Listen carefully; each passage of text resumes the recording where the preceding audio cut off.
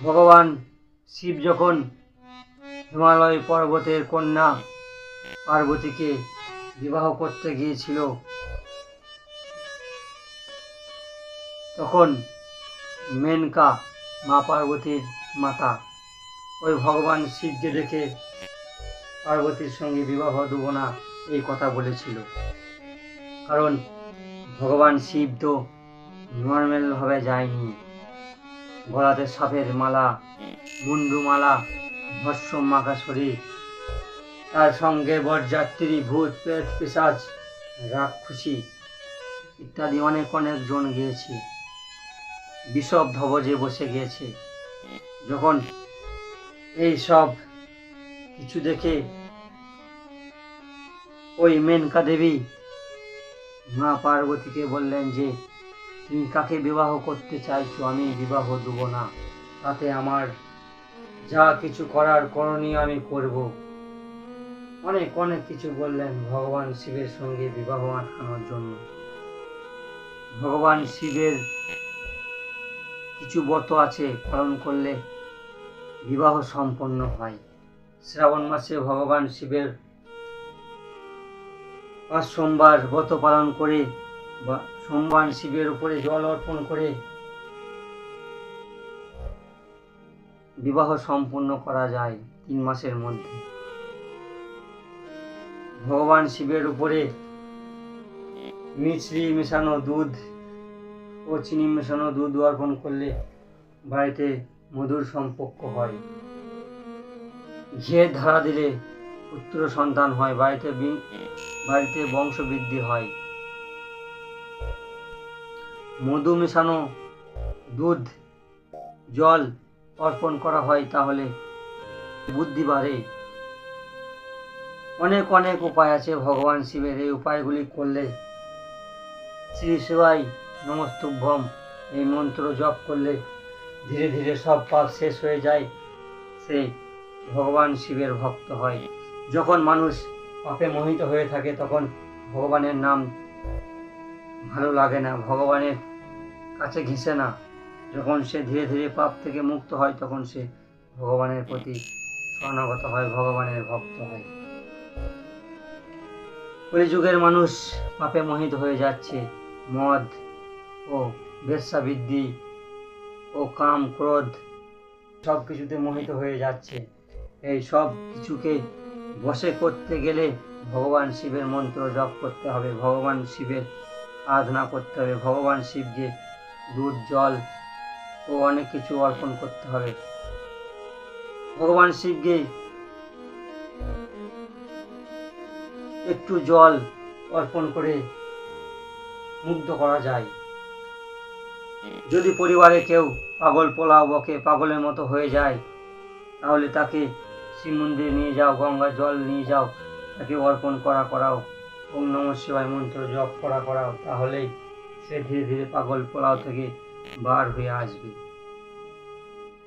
ভগবান শিব যখন এই ভূত পিশাচ অনেক কিছু দেবতাদেরও নিয়ে গিয়েছিলেন ওই হিমালয়ের বাড়িতে, তখন মা মেনকা এই সব কিছু দেখে রাগ ক্রোধ বসে বিবাহ দেব না এই সব কথা বলেছিলেন। তারপর যখন মেনকাকে মা পার্বতী বুঝাইতে পারছিলেন না, তখন ভগবান শিব ওই মা মেনকাকে নিজের রূপ দর্শন দিয়েছিলেন।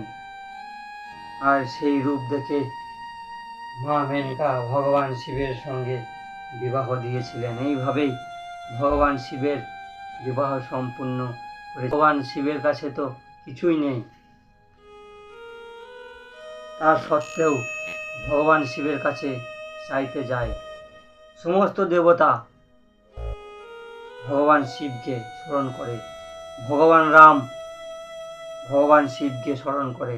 ভগবান শিব কাকে স্মরণ করে? ভগবান রামকে।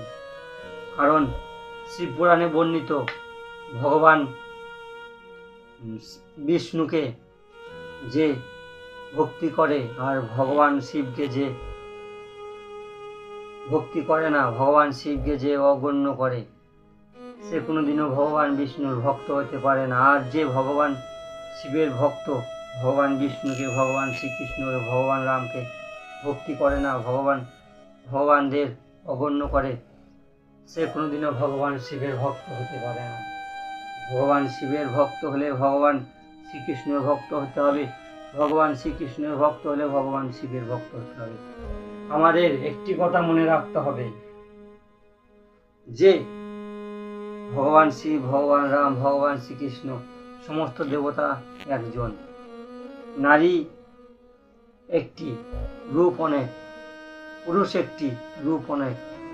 যেমন আমার বাবাকে আমার সন্তান দাদু বলে, আমার সন্তানের সন্তান আমার বাবাকে জেঠু বলবে, তেমনি আমার মাকে যেমন আমি মা বলি, আমার সন্তান ঠাকুমা বলে, আমার সন্তানের সন্তান জেঠুমা বলবে। এইভাবেই পরস্পর আমরা ভগবানদের বিবাদ করছি, ভেদ করছি, কারণ মা আমার একটি, নাম অনেক হচ্ছে, পিতা আমার একটি, নাম অনেক হচ্ছে। তেমনি ভগবান শিব, ভগবান শ্রীকৃষ্ণ, ভগবান রাম একটি রূপ, নাম অনেক অনেক হচ্ছে। তাই এই কলিযুগের মানুষদের বলতে চাইছি, নিজেদের সন্তানদের গীতা, রামায়ণ, ভগবত, শিবপুরাণ, বিষ্ণু পুরাণ এই সব কিছু শিক্ষা দেন, সনাতন ধর্মের শিক্ষা দেন, তবেই সনাতন ধর্মকে এগিয়ে নিয়ে যাওয়া হবে। সন্তানদের এমন শিক্ষা দিতে হবে যেন বৃদ্ধ বয়সে চিন্তা না করতে হয় আমাকে কে দেখবে। ভগবানের চরণে পড়ে থাকলে তো ভগবান দেখবে। এখন যদি ভক্তি করা হয়, সন্তানদের শিক্ষা দেওয়া হয়, তাহলে বৃদ্ধ বয়সে বৃদ্ধাশ্রমে থাকতে হবে না। ভগবান তোমার সন্তানের কাছেই রেখে দেবে। যেভাবে তুমি সন্তানদের শিক্ষা দেবে সেইভাবেই সন্তান শিক্ষা পাবে। তাই ভগবান রামের মতো সন্তানদের শিক্ষা দাও।